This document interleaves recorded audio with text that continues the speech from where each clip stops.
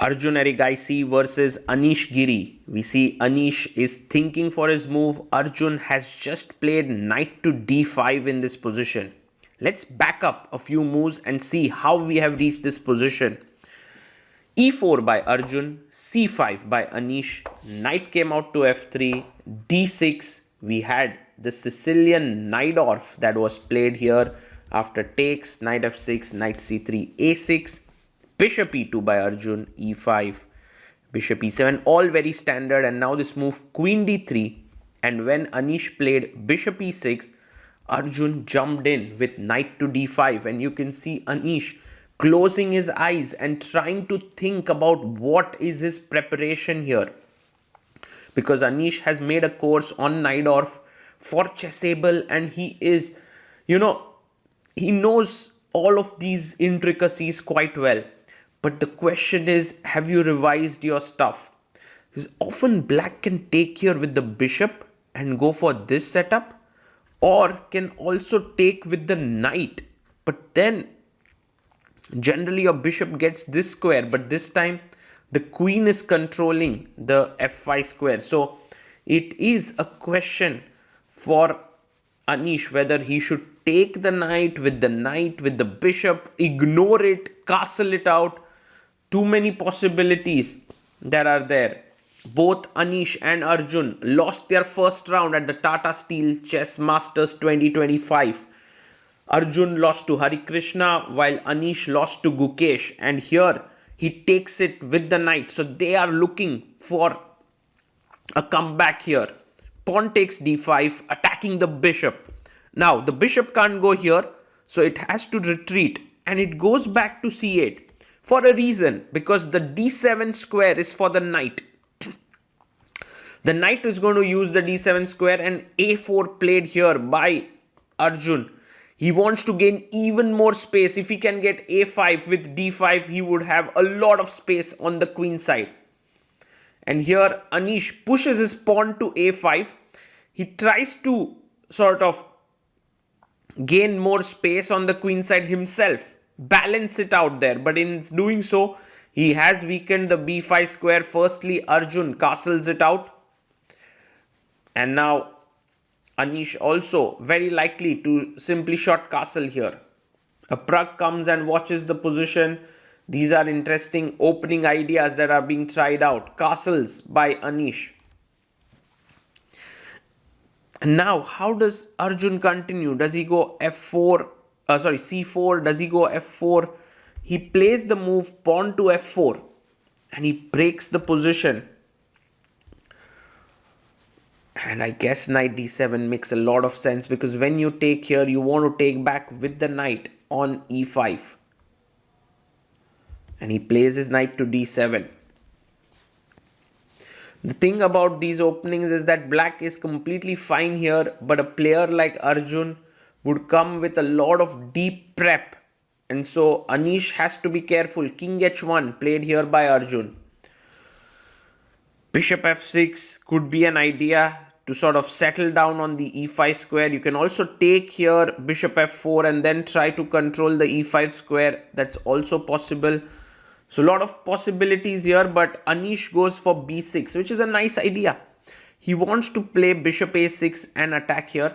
He can also put his knight on c5. That could also be a plan later on.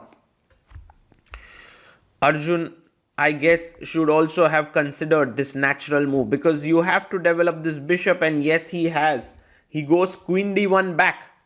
Very quickly, look at the time on his clock. He has 1 hour 43 minutes on the clock. So Anish comes back, and now I guess a nice move would be knight c5, take. And although the structure is a bit weird here, it's fine for black.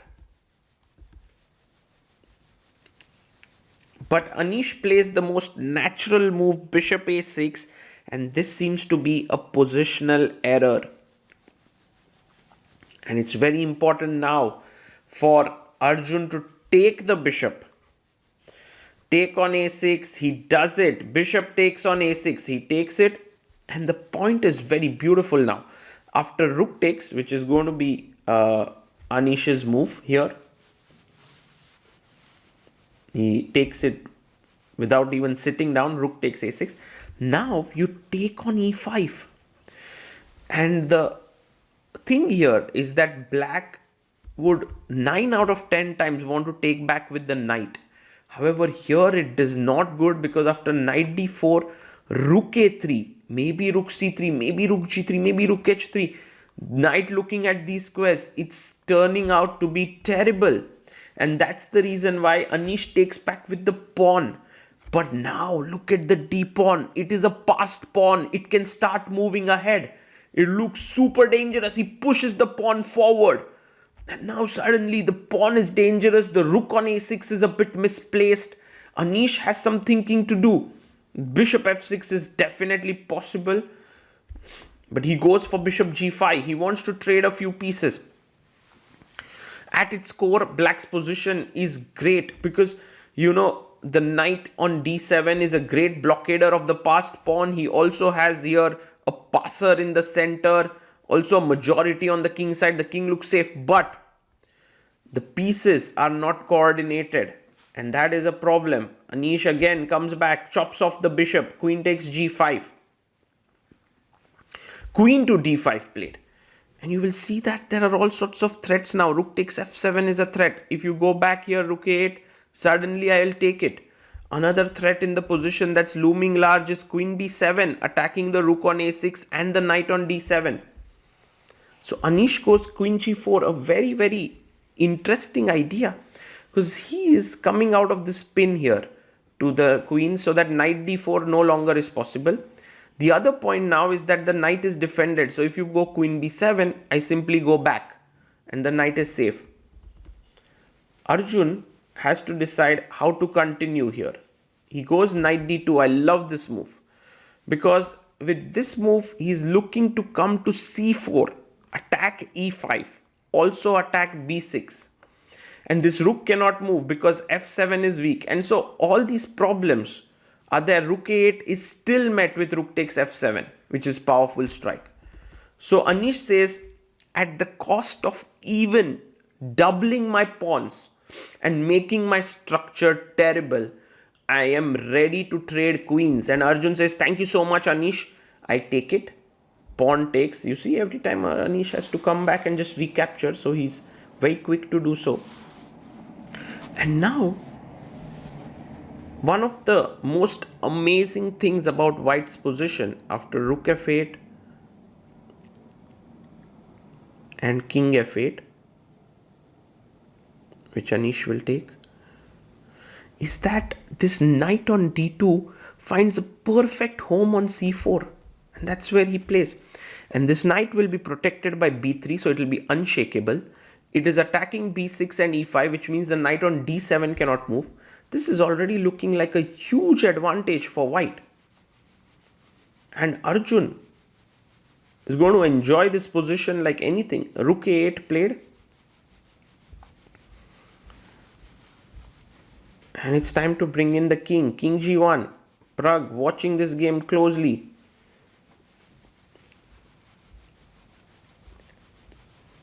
King g1 with the idea of bringing the king into the center. Anish brings his king up. King f7. Well, this is not going to be easy. And also both these players getting up a lot. In fact, Anish gets up a lot and enjoys walking around here. He's getting up after almost every move. King f2 now. Arjun doing it step by step, bringing in the king. Then the rook will join in. And Anish has to decide where should his king go. Firstly, he goes rook c8, attacking the knight. Of course, b3 is going to be played. So that's what Arjun does. And now should you put your king on e8, a little passive? Should you go to king g6 or f6, a little bit more active?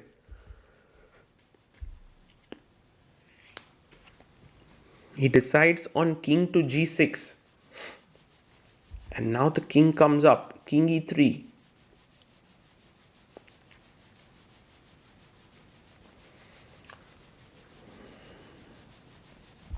Rook to f8 played, controlling the f file here in the position. And he goes g3, just calmly taking control of the f4 square. This is going to be quite tough for Anish to defend. And h5, he tries to go a bit active. There's definitely some logic to playing h4, because then you also get the g5 square, and then the knight can maneuver itself to the g5 square attacking e6. So that definitely is a possibility. But to move that knight from c4 is not so easy, because the knight is so well placed. Knight is amazingly placed. So that's the reason why knight rook d1.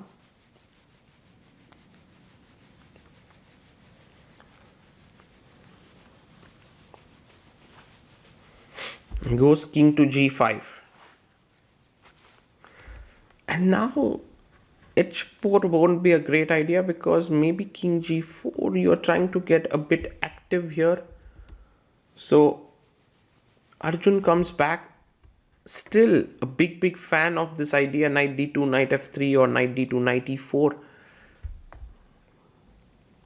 And let's see what Arjun decides now. He plays the move h3. I think he just wanted to limit the king from coming in. And if h4 now, I think majorly rook g1, or just take, and then go rook g1 with a huge advantage. So he doesn't go h4, he comes back. Anish is waiting. Arjun also waits. He comes king e2. I'm not so sure if he wants to just trade the rooks. He plays rook c8.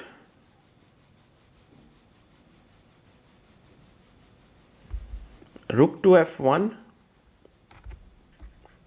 Taking care of the rook here. Rook c5 played.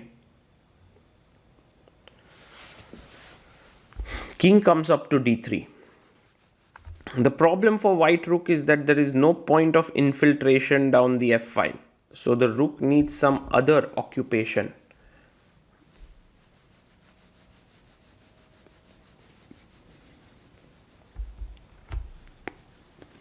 Rook check here by Anish.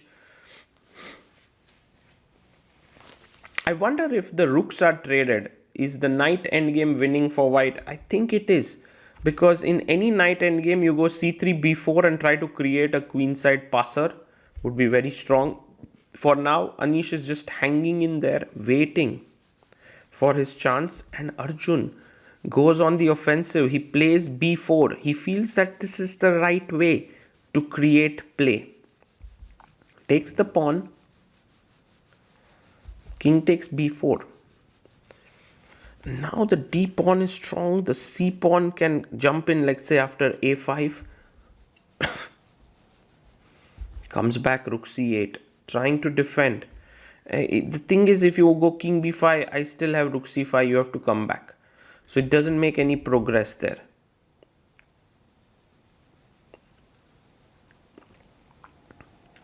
He plays his rook to a1. And he wants to push the pawn to a5. But then take. You never know what is going to happen. Meanwhile, Anish says, thank you so much for the rook to move away. I'm going to activate my king here. That's my idea.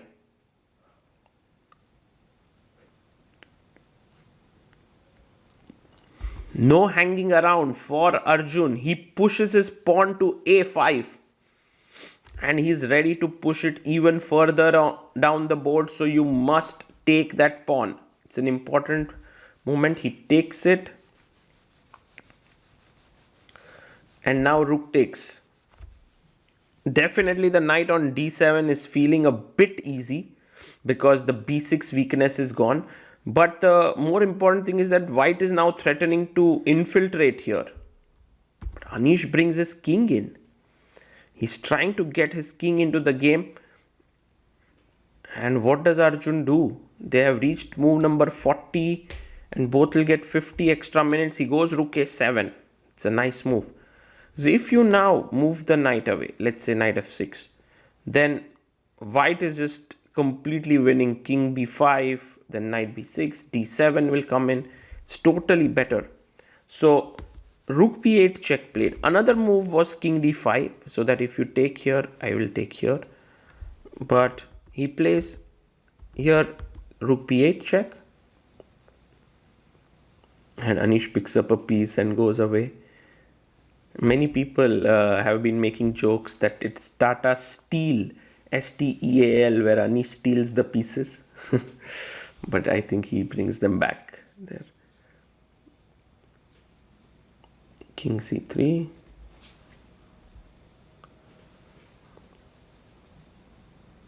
He plays rook to d8, trying to be as solid as possible. Even though slightly passive, Anish is asking the question to Arjun, how are you going to make progress? What's your next move? Because I'm coming in with king d5 next. Oops, maybe king d5, yeah. Rook c7. And I wonder if king d5 is possible, because take, check, take. This is a winning endgame for white. Put the king on e4, then play c4, c5 and win these pawns. So very careful here. You can't play king d5 just like that. So Anish has to be very careful. He goes knight, instead of king d5, knight f6 here. And this is a good move because king d5 was losing. Knight f6 activates the position. Arjun picks up a pawn. So he's a pawn up now.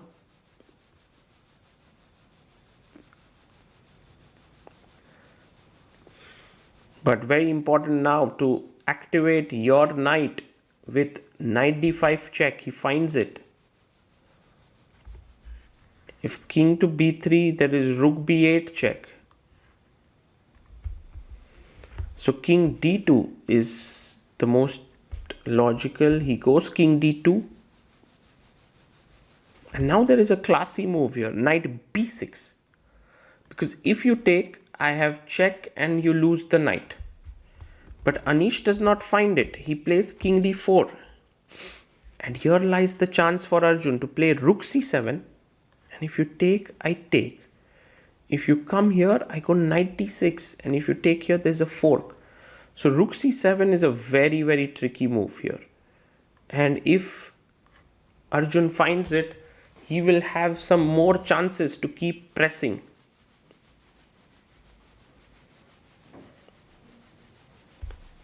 But instead he goes knight a3. And his point is you still can't win this pawn because of knight b5 check. King c5 is possible to get the king and take the pawn. The other idea is knight to c3, controlling the b5 square. And Arjun here having the edge, but Anish being so accurate goes knight to c3. Another plan is knight e4 check and winning the pawn. He goes d7, keeping that pawn intact. And Anish Giri now needs to start creating his own counterplay, and so he pushes his pawn. His idea is e3 and getting further in. Arjun brings his king back to e1. Well, somewhere Arjun has some chances still because the h pawn is weak and he could have some possibilities, but black is so active now. King c5 played. Say for example Arjun goes here, rook h7 trying to attack this pawn. There is e3, rook takes h5, king b4. Suddenly the knight here is a bit trapped. So Arjun goes king d2, attacking here. If you play king b4, you are not really threatening this because I can win this pawn. So he goes king d4, coming right into the center. I believe Arjun can continue the game somehow, but he plays king e1. I think he's ready for a draw here. King c5 played because somewhere Anish Giri's defense has been quite ingenious. He has defended excellently, and here Anish gets his chance to think whether he wants a draw or not, but the draw has been agreed. And Anish is asking Arjun, like, was there a need to agree to a draw immediately? Could you not have played on? And Arjun sharing what he thought were some problems. And Arjun, by the way, fantastic calculator. So you can kind of trust him when this is a draw is agreed. And he's right. Actually, the position is equal. He could have tried it a bit, but it was not to be. And this is definitely a big breakthrough for Anish, because he was completely lost after the first few moves in the game, like in the early middle game. And then when the queens got traded, he was in big trouble. He was under pressure. Arjun had many ways to improve, but Anish stood strong and he's got a half a point at the Tata Steel tournament. It's a long event, it's a 13 round event, so many things are possible. Arjun also on half a point now. He's on the leaderboard and he needs to start striking in this tournament if he wants to finish in top and also maintain his rating, which is not going to be easy with a 2800 plus elo that he has. But I absolutely love how both of them are analyzing, and that too without moving any pieces on the board. They're just discussing with each other. And this is another very nice thing at the Tata Steel tournament, that the players are very respectfully handled by the arbiters and not asked to just stop whatever they are doing. So here I'm sure they're going to analyze even further, but for now, a very interesting game by both these players and a very well fought battle.